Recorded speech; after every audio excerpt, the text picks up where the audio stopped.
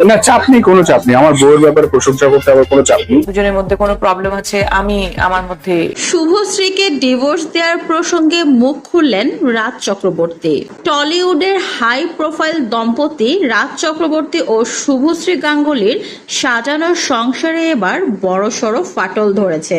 টলিপাড়ার অন্দরে এখন একটাই খবর, প্রায় 2 মাস আগে রাজ শুভশ্রীর ডিভোর্স হয়ে গেছে।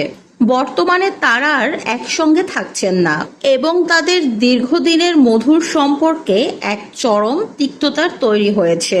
সূত্রের খবর বলছে প্রায় 2 মাস ধরে রাজ ও শুভশ্রীকে কোনো পারিবারিক অনুষ্ঠান বা কোনো ক্যামেরার সামনে পাবলিক প্লেসে একসাথে দেখা যাচ্ছে না।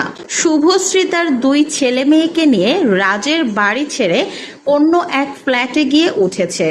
বর্তমানে তার নতুন সিনেমার প্রচারণায় দিনরাত ব্যস্ত সময় কাটাচ্ছেন অভিনেত্রী শুভশ্রী।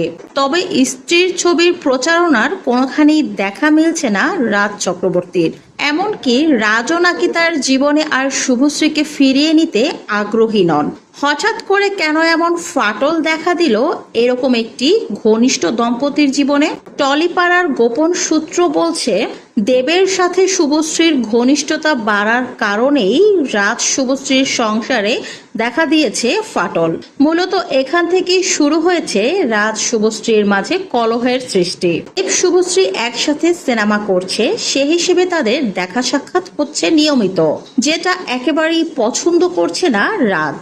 এমনটাও শোনা যাচ্ছে রাজ বারংবার শুভশ্রীকে নিষেধ করেছে দেবের সাথে নতুন করে সিনেমা করার জন্য, কিন্তু শুভশ্রী রাজের কোনো কথাই শোনেননি। আবারও দেবের সঙ্গে সিনেমা করছে, এতে করে বাড়ছে দেবের সাথে ঘনিষ্ঠতা, আর যেটাই হচ্ছে রাজ শুভশ্রীর ডিভোর্সের প্রধান কারণ।